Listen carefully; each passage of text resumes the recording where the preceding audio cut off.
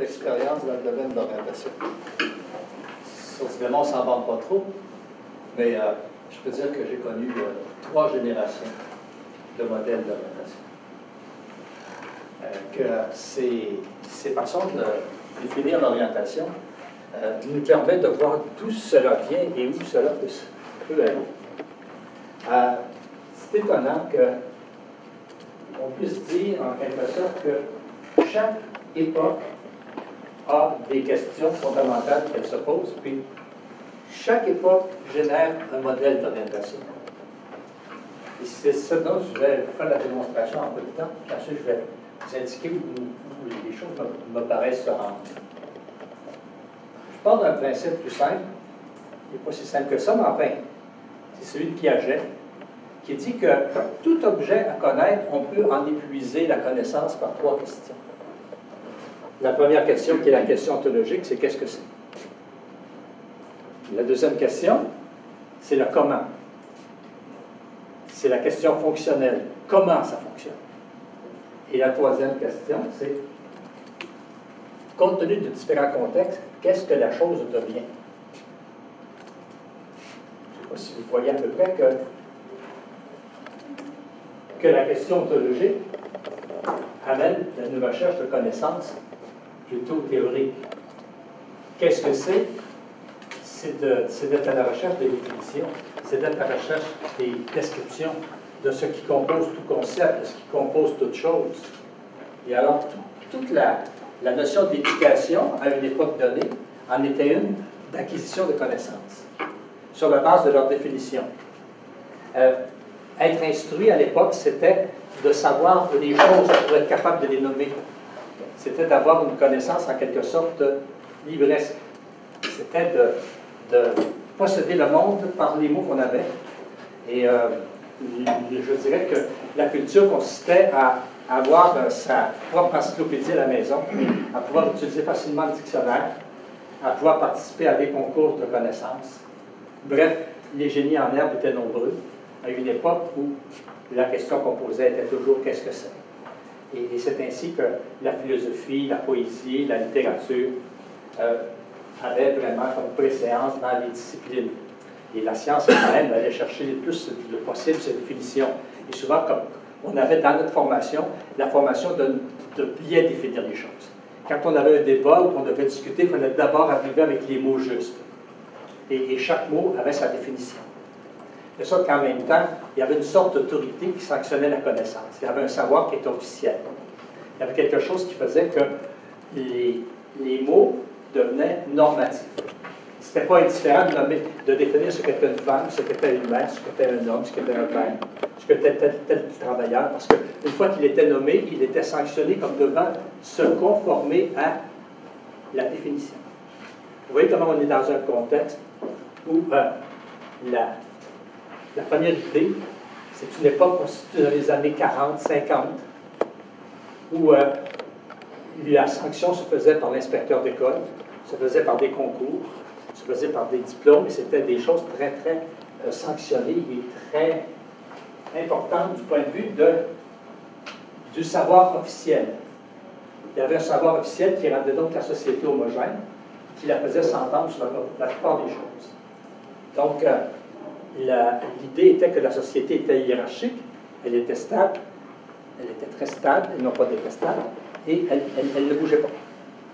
Mais ceci faisait en sorte que les classes sociales étaient assez bien définies, qu'on était fils d'ouvrier, on restait ouvrier, qu'on était fils de professionnel, on devenait professionnel. Et cette époque, l'orientation consistait à trouver sa place. Et une fois qu'on avait trouvé sa place, on savait que c'était pour la vie. Il y avait comme une sorte de définition de soi qui était basée sur des traits permanents. Alors, il y avait ce qu'on appelle à l'époque un testing, une psychométrie, qui faisait que des tests existaient pour mesurer les différentes caractéristiques de l'individu. Et les caractéristiques de l'individu étaient mises à rapport avec les caractéristiques d'un environnement professionnel qui ne bougeait pas beaucoup non plus. Donc, une définition stable de soi, dans un monde où les professions sont elles-mêmes définies d'une façon stable, donnait comme résultat une orientation en dehors même du sujet, qui était fait par l'expert qu'on appelait l'orienteur, qui signifiait en même temps la responsabilité principale qu'il avait de trouver où était la place.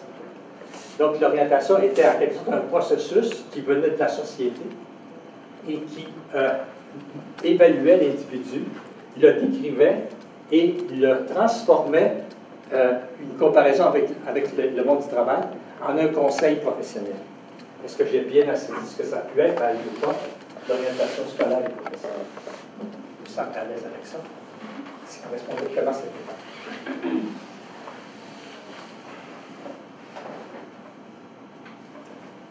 Bien évidemment, toute la question ontologique,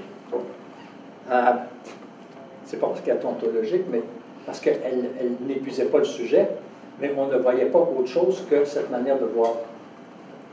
Et souvent, les discussions aussi étaient des discussions de type académique, étaient abstraites, étaient sans trop de concrétude.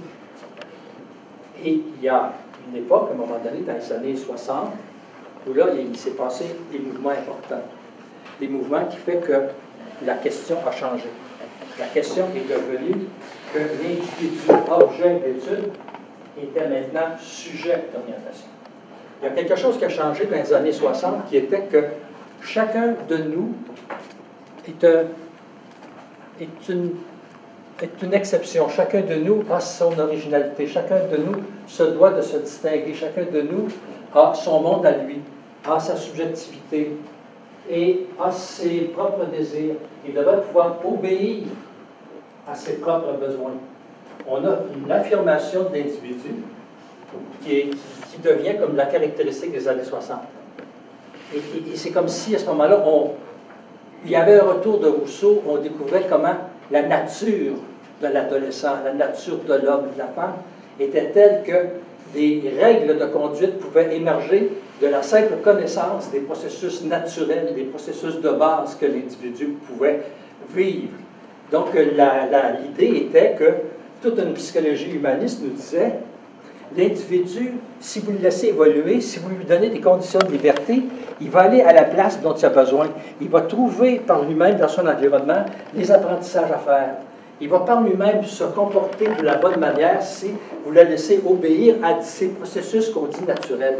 Donc, il s'est développé tout un champ qui s'est appelé la psychologie du développement. Donc, par la psychologie du développement, on a fabriqué des modèles de développement. Le développement moral, le développement social, le développement vocationnel, le développement sexuel, le développement de tout ordre. Et c'est une époque où il y avait des livres, mais qui se multipliaient sur comment on apprend, comment on gère ses émotions, comment on arrive à s'affirmer dans la société, comment on peut résoudre des problèmes, comment on peut être créatif et arriver à une pensée divergente, une pensée convergente, une pensée critique.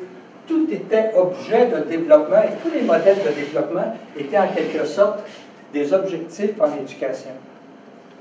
Donc, les processus, plus que le contenu, devenaient ce que l'on recherchait. Par exemple, comment on communique était plus important que de connaître la littérature. Comment prendre la parole était plus important que comment... je ne sais pas quel autre je pourrais utiliser, mais l'idée est que dans toute cette période, on assiste à une préoccupation de la fonction. C'est l'individu, c'est le développement qui, parce qu'on en étudie les séquences, nous révèle des modèles pour agir. Vous suivez que partout, la pédagogie d'induction, de résolution de problèmes, toute la créativité, tout le domaine de l'apprentissage, tout le domaine des relations sociales, de la socialisation et autres, ont été comme explicités en modèles qui deviennent autant de façons de se comporter selon quelque chose qui serait justifié par l'individu comme sujet. Je ne suis pas sûr d'avoir bien dit les choses, là. J'ai voulu les dire plus justement, mais donc à cette époque où s'orienter s'apprend. C'est que tout le développement vocationnel, par exemple, a été examiné. On sait qu'un adolescent, ça commence par rêver, ça commence par explorer, mais explorer de façon imaginaire. Ça commence à se voir dans différents rôles. Ça veut échapper un peu à la routine. Ça veut se voir autrement. Ça veut penser à une société qui serait différente. Et alors, on voit comment tout le processus de l'adolescence est un processus qui commence par une forme d'exploration.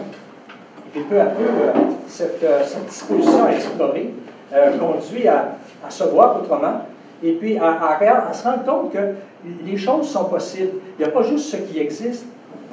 L'existence ou le réel n'est qu'un cas particulier des possibles. Et donc, on découvre comment on peut penser plus large que la vie quotidienne. Et c'est ça qui fait le début d'une orientation qui serait basée sur des processus ou un dispositif qu'on va appeler cognitif, qui comporte 4 étapes. Une qu'on appelle l'exploration, l'autre qu'on appelle la cristallisation, une troisième qu'on appelle l'évaluation, et la quatrième qu'on appelle réalisation. Alors, en gros, ça donne les étapes d'une résolution de problème. Hein, on commence par se poser des questions, on explore la situation, la problématique. Ensuite, dans la cristallisation, c'est le début du fait que quand on a comme ça réfléchi, on s'est exposé à des situations qu'on a pensé, imaginé, il se produit comme une nécessité de mettre de l'ordre. On ne peut pas constamment être en disposition de... Il faut qu'à un moment donné, les choses s'organisent. Donc, il y a une période là, on commence à mettre les choses ensemble, on commence à se rendre compte qu'il y a peut-être un champ d'intérêt qui est plus dominant, il y a peut-être un niveau de formation que je pourrais viser. Donc, sans savoir ce qui va m'arriver encore, le processus commence à s'organiser, à avoir son propre pattern. Et donc, on passe d'une exploration à une cristallisation qui va conduire à un moment donné à quelques hypothèses sérieuses qui vont devenir des choix. Et puis ensuite, on va vouloir réaliser ces choix-là. Donc, je n'irai pas dans le détail, mais simplement vous dire qu'à l'époque, à cause de la psychopédagogie, on avait une idée que l'exploration, puis on a le droit de penser comme ça, puis ça reste vrai, l'exploration est soutenue par des processus créatifs et divergents. La cristallisation est soutenue par des processus conceptuels et catégoriels. L'évaluation est soutenue par des processus de jugement et d'évaluation. Et finalement, la réalisation est soutenue par des processus d'application et de sens pratique. Bref, en gros, quand on explore, on recherche des informations nouvelles, stimulantes. Quand on cristallise, on recherche des explications. On recherche des concepts éclairants qui vont organiser l'information. Quand on évalue, on cherche une information qui va être décisive, une information qui va confirmer mes valeurs, qui va confirmer ma façon de penser ou de voir, ou au contraire, qui va me contrarier parce que là, vous me dites ou j'apprends quelque chose qui ne fait pas mon affaire, je m'en aller à telle place parce que j'y vais plus. Et là, je suis comme contrarié, il faut que je refasse mon processus pour arriver à une place où des solutions m'apparaissent comme étant acceptables. Et finalement, je vais rechercher, dans la 4e étape, des informations de type pragmatique et utile, pratique, qui vont faire que je vais aller au bout de mon projet, je vais avoir mon plan d'action, et ainsi de suite. Donc, toute cette séquence a été élaborée sous l'appellation d'activation du développement vocationnel. C'est-à-dire que le développement vocationnel, on le connaissait comme ayant 4 étapes, avec les processus cognitifs qu'on y a ajoutés, qu'on a vu comme sous-jacent, ça permettait un accompagnement différencié d'une étape à l'autre. Donc, ça se tient très bien, et ça veut dire en même temps qu'on peut faire un programme d'intervention qui commence par explorer, qui passe ensuite à une étape où on classifie, catégorise les choses, puis on les organise, puis finalement à une autre étape où on évalue, une autre étape où on passe à l'autre. Bon, mais c'est là que se situent les interventions et les modèles dont on va vous parler tout à l'heure. Et c'est une étape excessivement intéressante. Je pense que c'est une étape qui met l'individu au centre de son orientation, plutôt que d'être l'objet d'analyse de l'expert. C'est lui-même qui est mis dans une structure qui lui permet d'évoluer par lui-même dans un processus de choix. Donc, c'est une belle trouvaille, et ça pouvait permettre aussi de construire des programmes de développement comme en accompagnement de ce processus dit naturel. Voilà, c'est ce qu'on pourrait dire de la 2e étape. Donc, première question logique, c'est qu'est-ce que c'est? On a vu que ça donne une orientation qui est de type un peu dominant, qui est comme en dehors du sujet. La question, comment ça fonctionne? Qu'est-ce que c'est de l'intérieur? Quels sont les processus mis en cause qui sont sous-jacents? Quelle est la séquence normale, attendue, qu'on trouve? Alors, quand on a interrogé des gens qui semblaient réussir le processus, Ça nous a permis de dire, bien, voici en quoi consiste ce qu'on appelle la maturité vocationnelle. Elle est faite de 4 étapes, puis à chaque étape, il y a des caractéristiques qui la rendent ainsi. Donc ça on couvre les deux étapes dont je parlais. La troisième étape, c'est la question, qu'est-ce que ça veut dire? Qu'est-ce que ça veut dire? Ça commence à ressembler à notre époque. Notre époque, là, elle n'est pas comme la première. Dans la première, on avait une définition de toute chose. Aujourd'hui, on n'est pas capable de rien définir. Le réel est multidéfinissable, est multi-interprétable. Un homme, une femme. L'orientation ou les orientations. N'importe quoi, le métier. Il y a médecin puis médecin, hein? Il y a camionneur puis camionneur. N'importe quoi, n'importe quel métier, vous le regardez sur tous les bords, vous avez 6-7 façons différentes de le pratiquer. Les choses, ils sont devenues plurielles et multiples. Tout dans ce qu'on pourrait considérer notre situation actuelle est une situation d'ouverture et de multiplication. Comment vous rendre compte de ce que je veux dire? Par exemple, l'ordinateur s'est mis à exister sans qu'on sache quoi faire avec. Puis c'est rendu qu'il y a plus de fonctions qu'on est capable d'en prendre. Mais ce que ça montre, c'est qu'il s'est mis à se transformer à même toutes les situations où il était placé. C'est vrai du génome humain où on a commencé à le travailler, maintenant on a passé à travers toute la combinatoire, puis là on se met à se dire maintenant on pourrait peut-être bien commencer à manipuler ça, puis on pourrait faire du clonage, on pourrait faire ci, on pourrait faire ça avec. Donc là, notre mentalité à nous est une mentalité de tout transformer. N'importe quoi se met au pluriel, n'importe quoi a une version extrême. Donc, c'est l'idée, notre époque est tentée par d'accélérer l'histoire en nous donnant à chaque fois des concepts à penser qui sont multiples, qui sont multi-interprétables, puis dont on ne connaît pas encore tous les aboutissants. Par exemple, la recherche scientifique a énormément changé. Avant, la recherche scientifique, ça consistait à observer les choses naturelles. Aujourd'hui, ça consiste à manipuler pour voir ce que ça va donner comme résultat. Donc, on est complètement dans un domaine tout à fait haut où ce qui compte, c'est l'action. Où ce qui compte, c'est l'agir sur le réel. Donc, on va faire un saut qualitatif, on peut dire ça ainsi, dans le sens que toute la période qui commence, mettons, comme à partir de 1990, avec, prenons comme symbole le mur de Berlin, prenons comme symbole le fait que les frontières éclatent, le fait que les télécommunications sont dominantes, que tout le système d'information est énormément polyvalent. On assiste à une reconsidération du réel dans l'ordre de la compétence. Un étudiant, ce n'est pas quelqu'un qui veut savoir, c'est quelqu'un qui veut agir. C'est quelqu'un qui veut agir avec compétence. C'est quelqu'un qui dit, donnez-moi quelque chose à faire. Donc, toute la demande d'éducation est une demande de compétence. On dit, est-ce que vous pouvez me soumettre un réel avec lequel je vais composer et en m'y adaptant, je vais voir ce dont je suis capable. Donc, vous comprenez que la demande maintenant en orientation est une demande de montrez-moi le réel, montrez-moi des échantillons de travail, faites-moi participer, amenez-moi quelque part où ça se passe. Je veux quelque chose aussi qui soit sur mesure, pour moi, pas pour un autre. Donc, il y a une demande d'orientation agie, une demande telle que je vais, par moi-même, me découvrir, je vais par moi-même découvrir le monde autour de moi. Ça va jusqu'à là, vous me suivez, ça va? Ça, c'est là. Oui, ça. Et là, le compte de la chose, et ça, c'est un saut qualitatif, c'est que des recherches ont démontré que l'intérêt qu'on croyait si important de l'orientation ne peut prédire que le choix, mais ne prédit pas la persévérance dans la formation choisie, et ne prédit pas l'entrée dans la profession choisie.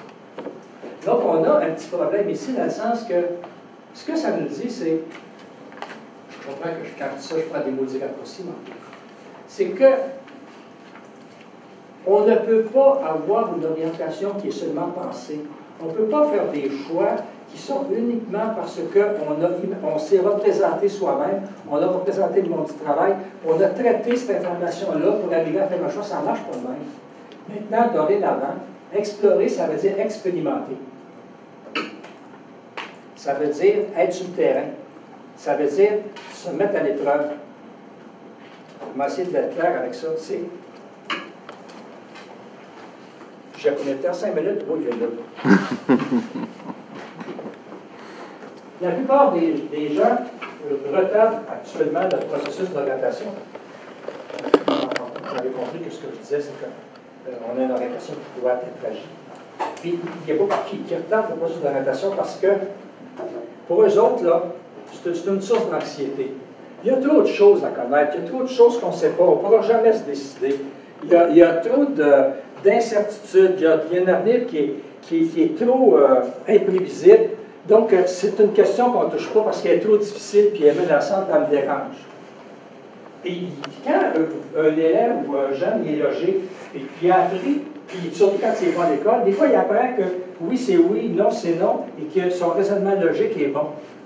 Mais il y a quoi qui lui dit qu'il ne connaît pas assez des choses pour être capable de choisir et décider. Or, les gens qui décident, c'est des gens qui sont dans l'action. Quand un élève a la possibilité d'agir, de faire quelque chose, par exemple, il participe à un concours dans un projet d'entrepreneuriat, ou encore il participe à l'organisation d'un défilé de mode, ou encore on fabrique un événement ou une levée de fonds, ou encore, enfin, à peu près n'importe quelle activité qui consiste, par exemple, à participer à une pièce de théâtre, à monter quelque chose. Chaque fois que l'élève entre dans l'action, il se rend compte que les choses ne sont pas oui et non. Les choses sont, si je fais ceci, qu'est-ce qui va se produire? Si je fais ça, quel sera l'effet? Si on met l'argent là-dessus, va-t-il en rester pour l'autre chose? Et alors là, les jeunes discutent entre eux, essaient de résoudre des problèmes qui sont à l'intérieur d'un projet et font l'expérience de la contingence et de la probabilité. Et quand quelqu'un est dans l'action et qui fait comme ça l'essai et l'erreur, puis qui, à force de tâtonnement ou de considération, puis d'interaction avec d'autres, commence à comprendre des choses, puis se rend compte qu'il a un jugement pratique qui est intéressant, il se met à avoir confiance dans sa capacité à choisir et à prendre des décisions. Donc, on est en train de dire que le réel est tel que l'orientation, telle qu'aujourd'hui on la veut comme une compétence adaptative qui va faire que je n'aurai pas besoin de tout savoir, mais que j'aurai en dedans de moi une confiance telle que quand je serai rendu à la rivière, je saurai comment la traverser. Donc, il y a une demande à l'effet de dire comment puis-je acquérir, moi, une compétence subjective qui me met à l'abri d'une anxiété chronique qui me ferait vouloir trop d'informations, mais qui me fait la conviction que quand je suis dans une situation donnée, je suis capable de l'exercer avec compétence parce que tout ce que je sais, tout ce que j'ai appris, tout ce que j'ai observé, tout ce dont je suis capable, s'investit dans ce que j'entreprends. Pourquoi? Parce que quand j'étais dans l'action, j'ai appris à m'autodiscipliner. J'ai appris à installer un dispositif non plus seulement cognitif, comme la résolution de problèmes et la recherche dont on parle ici, mais j'ai installé un processus motivationnel qui fait que je vais être capable d'effort, je vais être capable de persévérance, je vais être capable de stratégie, je vais être capable de recourir à l'aide des autres, je vais être capable de me mettre dans une situation où je sais que je vais réussir. La beauté de la chose pour les jeunes, c'est que quand ils sont dans l'action, ils sont donc dans l'obligation d'obéir à la nécessité. Et quand tu obéis à la réalité plutôt qu'à un proche ou plutôt qu'à l'autorité, ton estime de soi n'est pas diminuée. Parce que tu t'acceptes qu'il faut que tu fasses l'effort. Et c'est pas parce que quelqu'un t'a dit de faire l'effort, c'est parce que là, tu veux l'avoir puis tu ne l'as pas.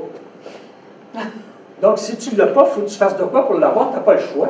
Tu ne te demandes pas est-ce que je vais faire un effort, puis tu le fais, tu le veux, tu y tiens. D'autant que tu as eu ta première réussite. Puis quand tu as eu ta première réussite, tu veux des défis encore plus élevés, puis tu continues, tu deviens un drogué du besoin de réussir. À l'inverse, si jamais tu as connu l'expérience de réussite, tu vas toujours te mettre dans une situation d'éviter l'échec. Éviter l'échec, ça veut dire que tu ne connais pas grand-chose de la vie, ça veut dire qu'il n'y a pas de vécu avec toi, ça veut dire que tu déprimes, ça veut dire que tu te tasses dans le coin, ça veut dire que tu ne te sens pas efficace, et ça veut dire que tu n'as pas ta place.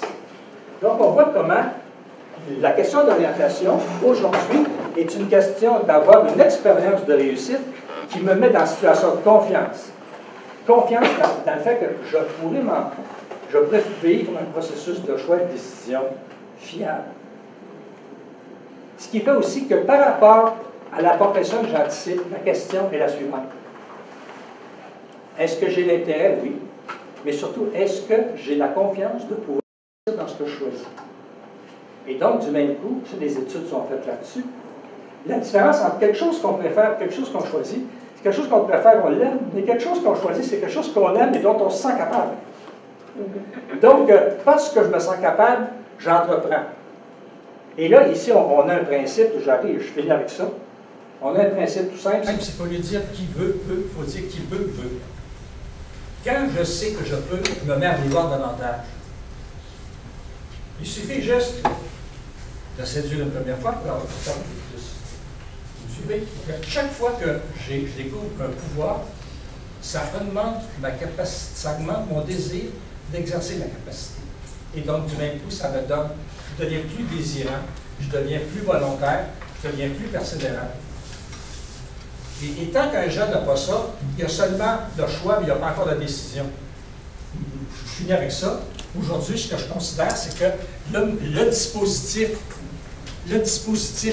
cognitif de la recherche est excessivement intéressant dans le modèle 2. Mais ce qui lui manque un petit peu, mais vous l'avez, je peux vous dire que vous l'avez fait comme M. Bourdin. Il y a une partie motivation que vous avez su entretenir là-dedans, parce que la partie qui manque, là, et qu'on a en troisième temps, c'est maintenant de dire que l'orientation, c'est une affaire qui ne se situe pas juste dans l'ordre du choix, mais qui se situe dans l'ordre de la décision. Et ce qui emporte la décision, c'est précisément le fait que j'ai assez vécu pour contextualiser les choix que je fais. Savoir que mon choix, il vient d'expériences qui valident ce choix-là, d'expériences qui viennent comme valider l'intérêt que j'en ai. Et l'intérêt, je le ressens comme lié même à un centre d'intérêt que j'ai construit, ou lié à des expériences que j'ai vécues. Et non pas des choses que je sais, mais des expériences que j'ai vécues. Et c'est ça qui fait qu'à un moment donné, on va dire que le nouveau paradigme, qui est le paradigme de la compétence adaptative, n'est rien d'autre qu'un paradigme narratif. C'est-à-dire que s'orienter, c'est de se raconter une histoire sur soi, une histoire qui a un commencement, il y a un passé, puis que à cause de ce que je vis, à cause de l'expérience que j'accumule, ça se transforme en une confiance dans mes capacités qui fait que je suis encore en construction de ce que je deviens. Et c'est l'ensemble de ces réussites qui me construit une histoire où je m'en vais quelque part. Et donc, à partir de ce moment-là, l'histoire dit que je vais évoluer, que je n'ai pas décidé de tout dans la vie, qu'il n'y aura pas de certitude, je ne peux même pas savoir ce qui va m'arriver dans 10 ans, mais ce que je sais, c'est que quand je vais sur le terrain, je vais avoir des points de vue, je vais avoir des angles pour regarder, qui vont me montrer d'autres opportunités, d'autres possibilités encore, mais qu'à partir du moment où je suis allumé parce que j'ai confiance dans la capacité d'agir, il n'y a plus de problème. Je pourrais perdre des emplois, mais jamais mes compétences. Voilà, je vous